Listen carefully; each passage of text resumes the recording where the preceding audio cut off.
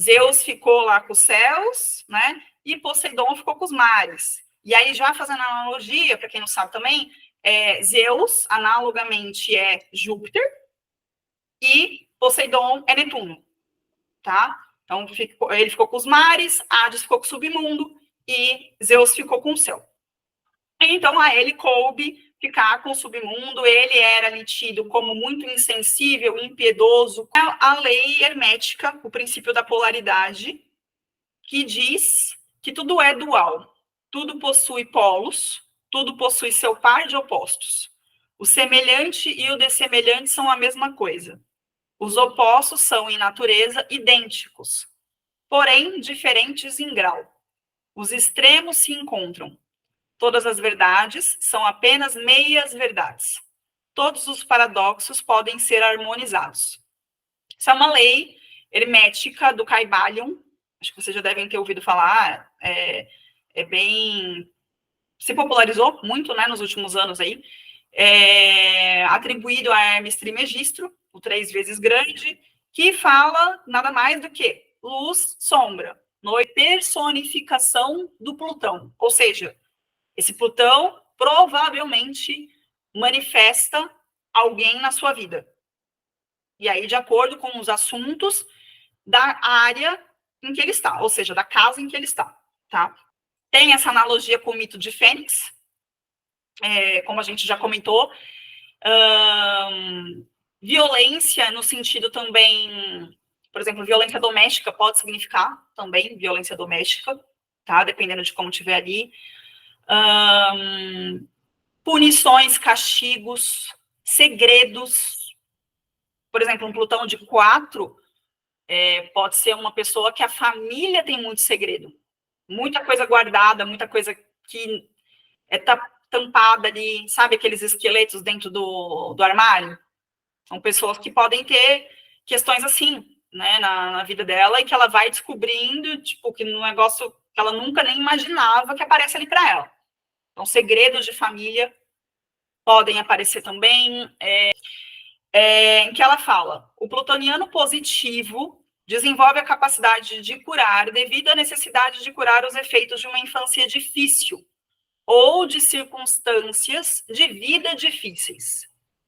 Muitos sobreviveram a ambientes extremamente severos e traumáticos que poderiam ter esmagado uma alma mais fraca, mas que deram a essas almas renitentes a resistência do diamante.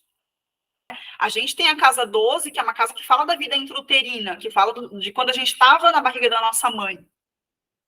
E o ascendente, ele vai falar do momento do nosso nascimento, do parto. Então, essas questões, elas vão sendo absorvidas ali pelo indivíduo. Então, um ambiente violento, inóspito, em que ela não foi bem cuidada, em que ela foi maltratada, que ela sofreu algum tipo de abuso. Quebra de confiança. Então, às vezes, a criança, ela registra. E aí, o que marca muito registro dentro do nosso mapa? O ascendente e a lua. Muito mais do que o sol. Por quê? A lua, ela tem as lunações, né?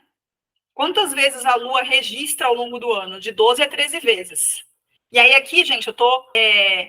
Então, Plutão na casa 1. Como é que ele vai se manifestar ali? É a casa uma das mais fortes, junto com a 4, a 7 e a 10, tá? Uma das casas, que eu acho que eu já comentei isso, né? Que é uma das casas que eu acho que é bom ter Plutão, por conta, claro, vai trazer tudo isso aí que eu falei para vocês, né? Os meus relatos. Mas ele ajuda no processo de regeneração. E aí pode ser um resgate. A pessoa já teve uma relação com aquele indivíduo ali e já foi uma relação ruim em outra vida. Domínio, poder, todas essas coisas aí. Né? Porque quando a gente fala de um relacionamento saudável, se entra jogo de poder, não é saudável. Pode experienciar os dois polos, como a gente já comentou. Casa 4. Plutão na 4 é pesadíssimo. É um Plutão... Gente, eu acho que é o mais difícil. Ele, depois, ele na 4, ele na 3 e ele na 7. Mas, de modo geral, é isso aí do denso mesmo. Tá? A pessoa ela foi tão subjugada que ela acha que ela não tem nada. Mas isso não é verdade, porque ela tem aquilo ali é dela também. E ele faz oposição com a casa 10. Então, aquilo que foi muito difícil para esse indivíduo, todas essas frustrações, todas essas tormentas que ele passou, ele pode ter a capacidade de externalizar lá na casa 10. Envolvendo essas figuras aí. O que mais que a gente tem aqui? Um Plutão na 10. Essa questão envolvendo a relação com pai e mãe, já falei, né, que pode acontecer, de conflito, de não aceitar receber a ordem deles também, tá? Coisas nesse, tipo, baixa cabeça, entendeu? Coisas nesse contexto, assim. Mas são pessoas muito corajosas, muito determinadas, pessoas também muito resilientes e com grande capacidade de trazer assuntos que são desafiadores ali porque a casa 10 é o palco. Pode ser alguma coisa que ela possua. Então, são pessoas que podem ter fobias muito grandes. Por conta desse medo, desse pavor todo, ela pode ter ansiedade, crises de ansiedades absurdas. E aí ela pode se colocar nessa posição, nessa coisa desse labirinto, né? Ela se coloca em situações em que ela está sem dinheiro. Empresa. São os recursos compartilhados. Se você trabalha por meio de comissão, esse dinheiro, essa comissão está na 8. Se você é investidor, esse dinheiro está na 8. Os proventos que você tira do dinheiro que você investe lá no banco, ações, o que quer que seja, está na casa 8. Herança está na casa 8. Tudo isso vem de lá, tá? E aí, já fazendo o link, né? Casa 8, então, Plutão ali. É uma pessoa... a casa 8 fala de sexualidade também, tá? E é uma sexualidade que, assim, pode ser uma sexualidade mais tabu, as pessoas que têm fetiches, tá? Que não são muito aceitos, vamos dizer assim, tá? Então, os fetiches estão ali. É uma sexualidade mais profunda, diferente da 5. A casa 5, ela também pode trazer a questão desses tipos de terapia. Normalmente gostam disso. Ou gostam, e às vezes podem ser obcecadas por isso também, né? Ou ela pode ter medo. Por quê? Porque ela sabe o quão profundo aquilo ali chega, e ela sabe o quanto ela tem guardado dentro dela, que a casa 8 também tem relação com os processos de intimidade e com o nosso inconsciente. E ela tem tanta consciência disso que preciso me resguardar, né? Aí quem que vai adentrar o meu inconsciente? Vou deixar? Será que é seguro? Então, são pessoas que podem ser muito boas para exercer esse papel de ser o terapeuta e tal, mas pessoas que vão dar muito trabalho com um terapeuta, tá? Tem relação com esses assuntos. Um Plutão na casa 3 vai trazer essa questão do silêncio perturbador. Eu até comentei que eu peguei uma cliente que trouxe isso, né? São pessoas que normalmente são muito desconfiadas também em relação aos outros, o que é dito. Por quê? Porque ela tem esse registro de que tem coisa sendo escondida, tem segredo. Eu sei lá se o que você está me dizendo é verdade, eu não sei, não confio em você. Né? Então, ela normalmente está sempre com o pé atrás. Normalmente, ela está sempre desconfiada daquilo que está sendo passado. Ao mesmo tempo, ela também tem ressalvas em relação ao que ela vai falar. Porque Plutão na 3, a 3 é a comunicação. É a minha expressão, é o meu pensamento, é o que eu falo, como eu comunico, como eu interajo. Né? Fazendo analogia aí com Mercúrio. Então, o conhecimento, o que você sabe sobre mim, que é o que eu comentei do meu Mercúrio-Plutão, quem tem Mercúrio-Plutão, o que você sabe sobre mim pode ser usado contra mim. Então, será que eu devo falar? Então, são pessoas normalmente desconfiadas. Plutão na 3, 4, 7, resgate e o negócio, o buraco é embaixo, tá? Mas também são pessoas muito persuasivas. E aí, aquela coisa, como é que você tá? Pode ser aquela pessoa, eu peguei uma cliente assim, uma vez, bem interessante. Ela é advogada. Ela perder.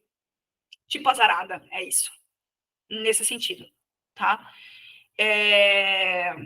Pode ser uma pessoa extremamente dogmática, impositiva, né? Até coloquei aqui, Plutão não defende uma ideia, ele a impõe. Então não tem conversa. Ela pode ser uma pessoa extremamente dogmática. Sabe aquelas pessoas que querem te convencer do ponto de vista delas e não existe outro? Não existe outro. Porque não é que a verdade é uma experiência, parafraseando o Osho, não. A verdade é a minha experiência. Então ela pode ser uma pessoa muito castradora de visão, né? Porque a Casa Nova fala de filosofias de vida. Como eu enxergo a vida, como é que eu percebo as coisas, quais são as minhas experiências, como é que foi aquilo ali. E aí pode ser aquela pessoa que ou é ou não é, dentro do que ela julga que é correto, quem ela é. Sem máscara, depois aqui vai colocando, né? As couraças. Mas ela é o que ela é. Isso é muito casa 5.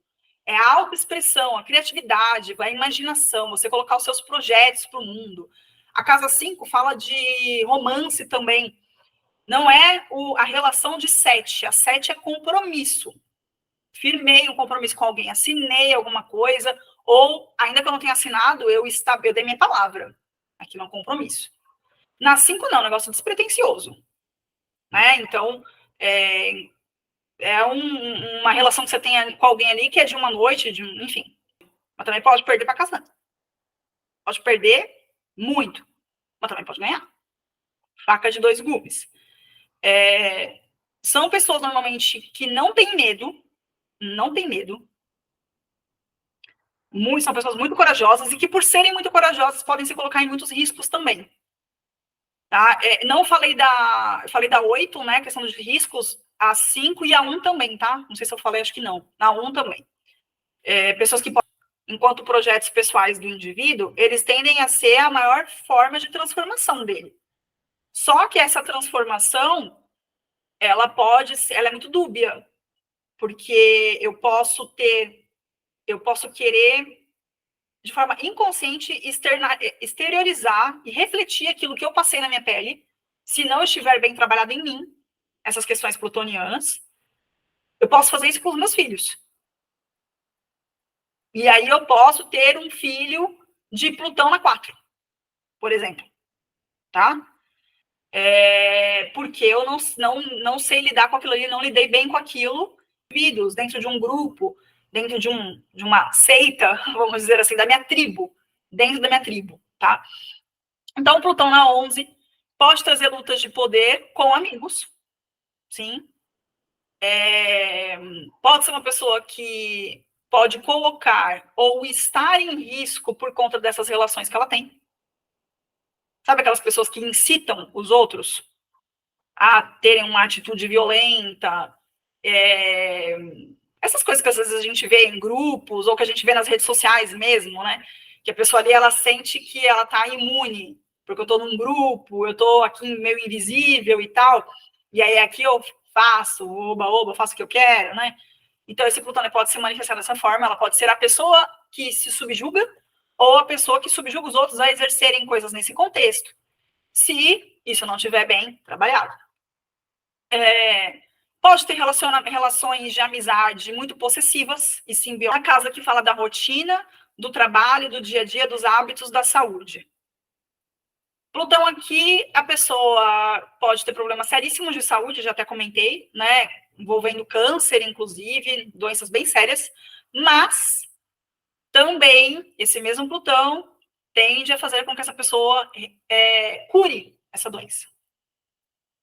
Mas ela, sabe assim, pode passar por um e por outro e outro, tá? Do mesmo jeito que te dá esse potencial de transformação, pode trazer algum tipo de doença. Então, não dá para brincar. Tem que sempre, né, acompanhar e seguir o que tem que ser feito e pronto. Porque eu lembrei, porque na 12 a gente tem os inimigos ocultos, debaixo dos panos.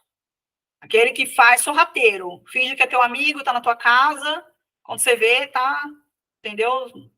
tá indo com seu marido, eu já comecei a falar outras coisas aqui, tá falando mal de você para os outros, entendeu? Esse tipo de coisa. Plutão já é resguardado. A gente não falou que ele é o planeta mais distante do Sol e que por isso ele traz uma simbologia de tudo que ele guarda sobre nós que a gente não sabe e que a gente também não quer ver. Aí ele está na 12. Então isso é o quadrado, né? Porque eu tenho dificuldade de ver a casa 12. Então, às vezes, quando é que vai ser mais fácil essa pessoa perceber?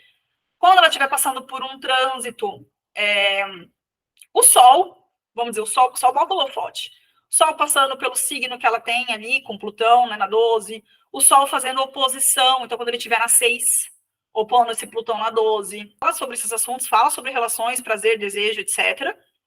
É o Saturno que castra, é o Saturno que é um problema. 8.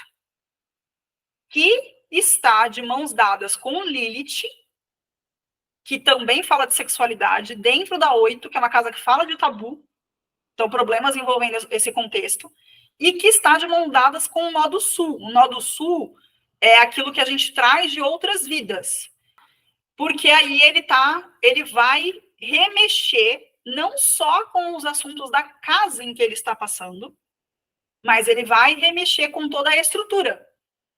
Tudo do baú da tua família que você nem sabia? Pode. Trazer coisas ocultas, coisas da sua infância que você não lembrava, e de repente podem vir. Né? Os sexos mais desafiadores estão dos 36 aos 42 anos de idade. Na verdade, assim, dos 30, começa com o retorno de Saturno, até ali os 42, 44, tá? Que é quando a gente vive o primeiro retorno de Saturno, segundo retorno dos nós lunares, por volta dos 36 anos, é quando a gente vive a quadratura de Plutão com ele, é quando a gente vive a oposição de Urano a ele mesmo, tá? Então, é o tipo vai ou racha, é esse período aqui, diante daquilo que você está vendo ali. Vão ter pessoas que vão dar essa abertura, sim, que vão trazer, às vezes até tocar nessas coisas, quando ela vier fazer o mapa com você, seja você fazendo online, eu entrego gravado em áudio. Normalmente eu pergunto se a pessoa quer que eu dê ênfase em alguma coisa, falo que primeiro eu vou trazer o que eu estou vendo gritar, e depois, se ela quiser ênfase em algo, ela traz para mim ou dentro. Então, às vezes a pessoa ela traz, às vezes não. E aí você vai... Já teve vezes que eu trouxe coisas difíceis que a pessoa não tinha falado nada? Teve. Porque eu achei que eu devia falar. Entendeu? Já teve vezes que eu omiti? Também. Porque achei que a pessoa não estava no momento. E tá tudo bem. Eu também já não tive no momento. E talvez não esteja ainda no de acessar outras coisas, entendeu? Que só vou acessar mais para frente quando a minha consciência estiver evoluindo mais. Então, é isso. A gente fechar, também da Maria Flávia de Monserrat, o sentido da evolução é atingir um grau superior de consciência em que se vence o medo e se aceita morrer. Aceitar morrer é saber que a morte não é o fim. É uma energia bem plutoniana. Certo? Eu coloquei aqui também, gente,